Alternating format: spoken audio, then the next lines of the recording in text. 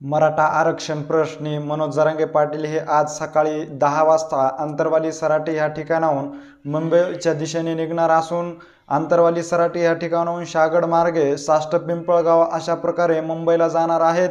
सुरुवातीलाच लागणाऱ्या साष्ट पिंपळगाव या ठिकाणी मराठा व ओबीसी समाजाच्या वतीने आता येणाऱ्या सर्व मराठा बांधवांसाठी जेवणाचं देखील नियोजन केलं असल्याचं आपल्याला पाहण्यास मिळत आहे। गेल्या 3 दिवसापासून साष्ट पिंपळगाव या ठिकाणी मराठा आणि ओबीसी समाजातील काही नागरिक एकत्र येत जवळपास 50 क्विंटलच्या पुऱ्या तयार करून केल्याचं देखील सांगितलं जात आहे। आपण पाहू शकता सध्या साष्ट पिंपळगाव ह्या ठिकाणी अनेक महिला ज्या आहेत त्या तिखट पुऱ्या बनवताना आपल्याला पाहण्यास मिळत आहेत, कारण आंतरवाली सराटी ह्या ठिकाणाहून मुंबईच्या दिशेने जात असतानाच पहिलं ठिकाण लागणार आहे ते म्हणजे साष्ट पिंपळगाव।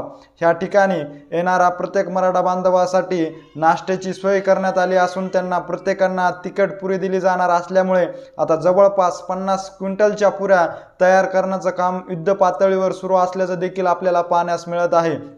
गेल्या 3 ते 4 दिवसापासून साष्ट पिंपळगाव ह्या ठिकाणी महिला वर्गाकडून रात्र आणि दिवसाचा एक करत ह्या 50 क्विंटलच्या तिखट पुऱ्या बनवण्याचं काम सुरू आहे, कारण आज मनोज जरांगे पाटील हे या ठिकाणाहून जात आहेत। त्याचबरोबर लाखोंच्या संख्येने मराठा बांधव देखील ह्या दिशेने मुंबईकडे रवाना होणार आहे। येणाऱ्या बांधवासाठी तिखट पुऱ्याचं वाटप देखील करण्यात येणार आहे, त्यामुळे गावातील सर्व नागरिक एकत्र येत ह्या तिखट पुऱ्या बनवण्याचं काम गेल्या 3 ते 4 दिवसापासून सुरू असल्याचं येथील नागरिकांनी देखील सांगितलेलं आहे। त्यामुळे युद्ध पातळीवर पुऱ्या बनवण्याचं काम देखील आपल्याला पाहण्यास मिळत आहे।